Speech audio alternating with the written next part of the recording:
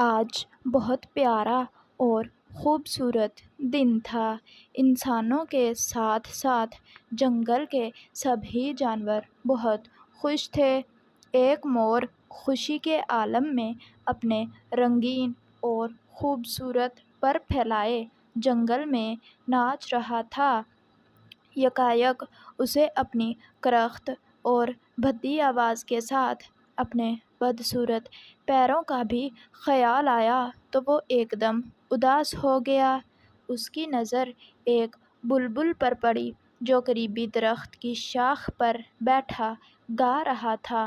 اس کی آواز سن کر مور نے خود سے کہا، اس کی آواز کتنی حسین ہے۔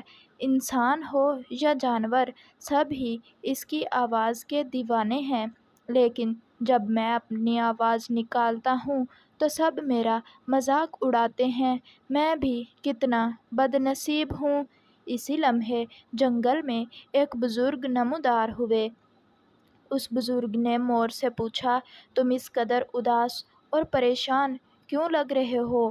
مور نے بزرگ کو دیکھا اور کہا، میرا جسم کتنا خوبصورت ہے اور میرے پر تو بہت ہی حسین ہیں، لیکن میرے لیے یہ ساری خوبصورتی بیکار ہے، کیونکہ میری آواز اتنی کرخت اور بھدی ہے کہ جو بھی اسے سنتا ہے وہ خوب ہنستا ہے۔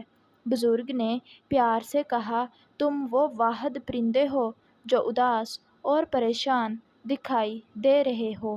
اللہ تعالیٰ نے اپنی مخلوق کو بہت سی نعمتیں عطا کی ہیں، تمہیں خوبصورتی اور حسن سے نوازا ہے، عقاب کو طاقت عطا کی ہے، بلبل کی میٹھی اور سریلی آواز ہے، اس لیے اپنی خامیوں پر پریشان مت ہو بلکہ اپنی خامیوں کے ساتھ جینا سیکھو، اسی میں خوشی بھی ہے اور اطمینان بھی۔ مور بزرگ کی بات سن کر شرمندہ ہوا اور بولا، آپ ٹھیک کہتے ہیں، ہمیں ہر حال میں اللہ تعالیٰ کا شکر ادا کرنا چاہیے۔